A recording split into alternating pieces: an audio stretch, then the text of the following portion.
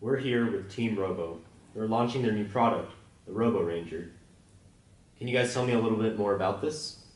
Sure. So this is the ROBORanger. It is this tiny device, the size of a USB drive maybe, and it is the world's first connected personal alarm.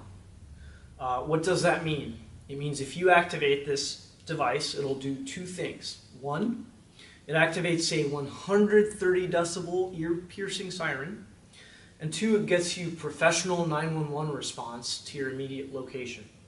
And this will be the first device in the world to introduce a completely standalone connection to 911 that doesn't rely on a phone or anything else. It just works right off the shelf. So, I'm curious, how did this idea come about? Well, sure, it was, so maybe the year 2010, I was looking for a personal safety device. I had a younger sister who was starting her first year of college. And I was online looking for a bracelet she could maybe wear that she presses a button and the cops show up. And it was 2010, so I was optimistic about technology, and I figured this device must already exist. There was no question about whether or not it existed, but I was actually shocked to see hundreds of calorie counters, fitness trackers, not a single compelling, affordable device where you can get help in a life-threatening situation. And that was, that was kind of the origin of the project. So what we initially introduced, the product we introduced was the sound grenade, which is a tiny alarm. And the reason for that is that we took a very research-based approach to crime prevention.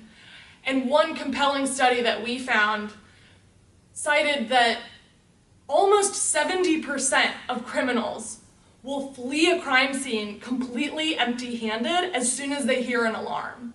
And so Sam actually introduced this to his sister, and she started carrying this on campus with her, and all of her friends started wanting them.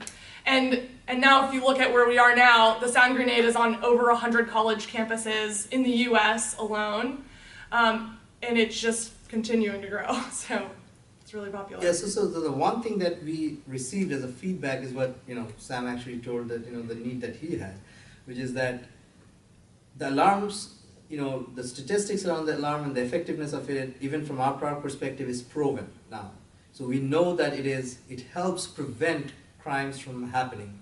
We also received the feedback of having a connectivity established with 911, and that's what this device is doing. This tiny little device on its own offers you both prevention through this 130 dB alarm, and it offers emergency response immediately through a connection with 911, as well as a notification to the parents or loved ones as personal emergency contacts. So, I see a lot of gadgets. How is this different? Why do you think there needs to be a whole new product for personal safety? I can take that. So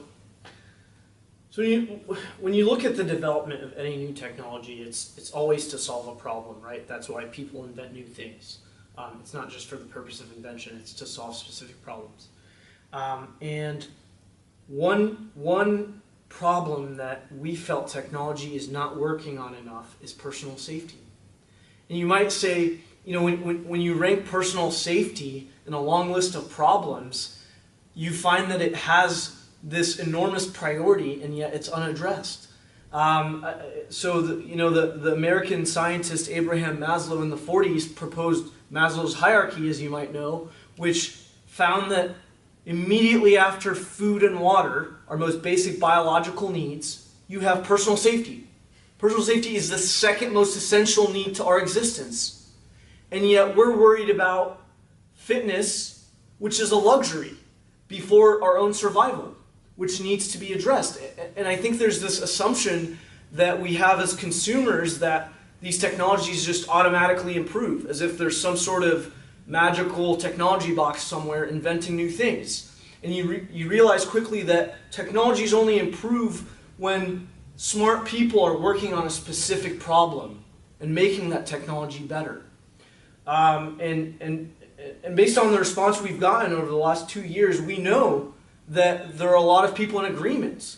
And a lot of people see this inevitable improvement in personal safety technology, and I think we've made a huge contribution in that improvement with this device. Yeah, if I can jump in, it's so clear how valuable this is to families when we talk to them, that this is so revolutionary to them that something so simple could exist and could actually prevent crimes.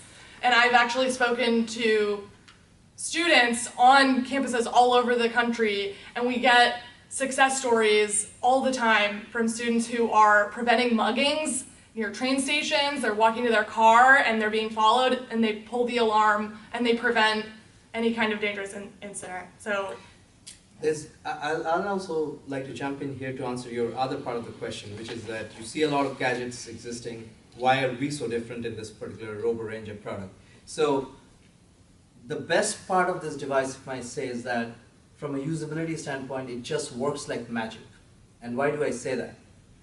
Let's get to some other data. There are approximately 7 billion people in the world, and around 1.5 billion people only have a smartphone. Today, what you see flooded in the market are devices that are always on and connected to smartphones. Now, imagine and just question yourself, how many times or at what point of time in the day does your smartphone completely drain out of your battery? Probably half of the day, the middle of the day. Do you want yourself to be in an unwanted personal emergency scenario where you have to worry whether your smartphone has a charge or not? I hope the answer is not, and that's where ROBORanger comes in. We call it standalone. This tiny little device has everything packed in itself. Yes, it is a connected device, but it gets connected only when the user really activates it. It automatically does all the functions: alarm, plus the connection to 911, plus the connection to notify the parents or loved ones. And the last point that I would say is that people also do care about their personal privacy when they're carrying personal safety devices.